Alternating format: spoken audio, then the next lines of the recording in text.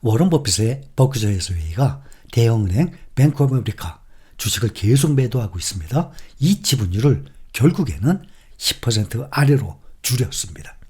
지난 8일부터 3거래일 동안 버크셔가 뱅크 오브 아메리카의 주식 950만 주 이상을 처분했습니다. 버핏의 보유 주식은 7억 7,500만 주로 지분율이 약 10% 아래 9.987%로 낮아졌습니다.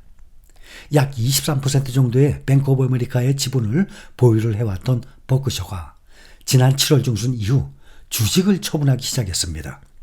이를 통해서 버크셔는 약 100억 달러를 현금화한 것으로 추산이 됩니다. 지분율이 공시 의무 한계선 10%. 공시 의무를 해야 됩니다. 10%가 넘으면 지분율이.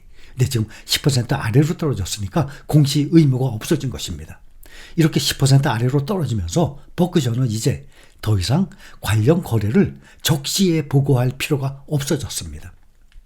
미국의 경제 매체들은 버핏이 뱅크 오브 아메리카에 대한 버크셔 지분을 공시 의무에서 벗어날 수 있는 10% 아래로 줄이려고 하는 눈치다라고 보도를 한 바가 있었습니다. 미국 증권거래위원회는 특정 기업의 지분을 10% 이상 보유한 주주에게 주식 매수와 매도 내역을 이 거래일 이내에 공시하도록 요구하고 있습니다. 그런데 지분율이 10% 미만이 되면 미국 증권거래위원회는 이 규정에 따라서 주식을 매각을 하더라도 거래 내역을 이 거래일 이내에 공개할 의무가 없어지는 것입니다. 이제 투자자들은 버크셔의 주식 거래 내역을 알기 위해서 분기별 재무 보고 또는 분기별 주식 보유 현황 공개 때까지 기다려야 합니다. 다만 버크셔는 여전히 미국 내 자산 규모 2위죠. 뱅크 오브 아메리카 1위는 JP 모건. 뱅크 오브 아메리카의 아직도 최대 주주입니다.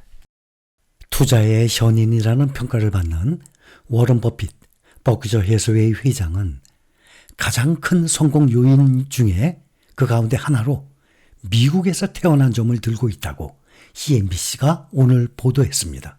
전에도 이런 말을 한 적이 있거든요. 그래서 우리는 비록 미국에서 태어나지는 않았지만 가장 규모가 크고 시장이 하락 후에도 가장 빨리 회복을 하는 또 가장 믿을 수 있는 미국 시장에 투자 중인 것입니다. 주식을 매수한다는 것은 그 기업의 일부를 산다는 뜻입니다. 우리는 절대 이것을 잊지 말아야 됩니다. 주식 투자자는 매수한 주식의 양만큼 기업을 소유하게 됩니다. 주식에는 지분이 포함되어 있어서 주식을 산다는 것은 곧 그 기업이 하고 있는 그 사업에 동참을 하는 것으로 볼 수 있습니다. 기업의 주식을 산다는 것은 그 기업의 지분을 가진다는 뜻인데 투자자는 보유한 지분에 비례해서 기업이 사업을 해서 생기는 그 수익을 나눠 갖는 권리를 가지게 되는 겁니다. 주식 투자를 이러한 관점으로 접근을 해야지 얼마에 사서 얼마에 팔고 또다시 기회를 보고 이런 행위를 얼마에 사서 얼마에 팔고 이런 행위를 반복을 해서 수익을 낸다는 생각은 위험하고 수익을 내기에는 불가능에 가깝다는 것을 돈을 잃은 후에 깨닫게 될 것입니다. 특히 미국의 주식시장은 장기적으로 주가가 꾸준히 우상향 상승을 통해서 플러스 수익률을 창출함으로써 투자자들의 부가 증가한다는 사실이 역사적으로 확인된 시장입니다. 애플이란 기업이 엔비디아, TSMC, 테슬라, 아마존이 하고 있는 그 고유의 사업을 동시에 할 수 없습니다. 또 다른 기업들도 마찬가지로 테슬라가 아마존, TSMC, 엔비디아, 애플, 마이크로소프트의 사업을 동시에 할 수 없습니다. 이렇게 또 다른 빅테크 기업들의 사업을 동시에 할 수는 없지만 투자자는 그 기업의 주식을 매수함으로써 5개 기업, 10개 기업의 사업에 동시에 참여할 수 있는 장점이 있는 것입니다. 특히 현재 투자자의 직업이 미래의 발전성이 없고 남들이 우러러보는 직업이 아니더라도 꾸준히 지속적으로 나오는 월급에서 세계 1등 기업들의 주식을 매수를 하게 되면 그 기업이 하고 있는 사업에 투자한 만큼의 비중으로 나도 같은 사업을 하고 있는 것과 같은 상황이 되는 것입니다.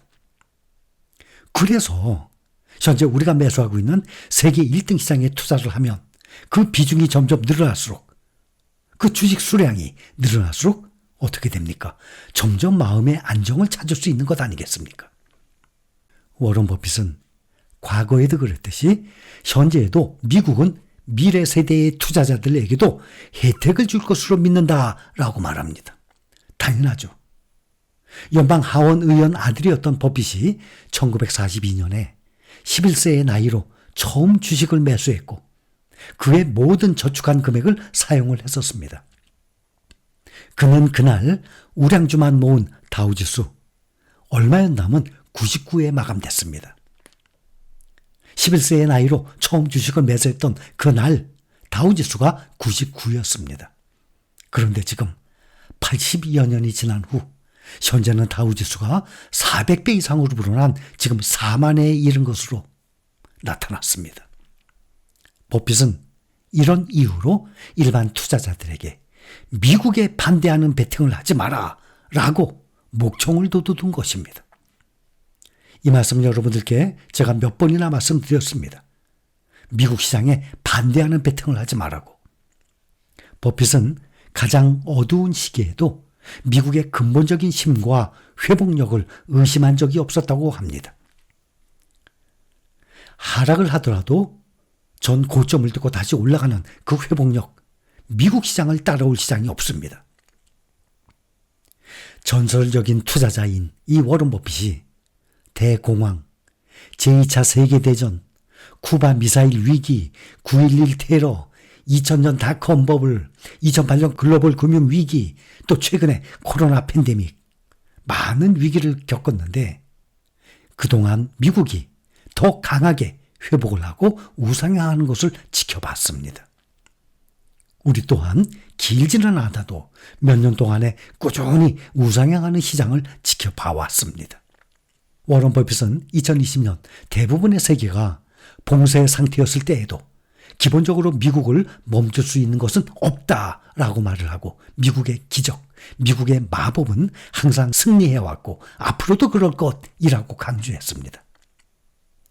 워런 버핏은 기적은 세계 다른 곳에서도 일어나지만 경제 성장, 개인의 야망, 비즈니스 성공을 촉진하는 곳으로서 미국만한 곳은 없다고 믿고 있습니다.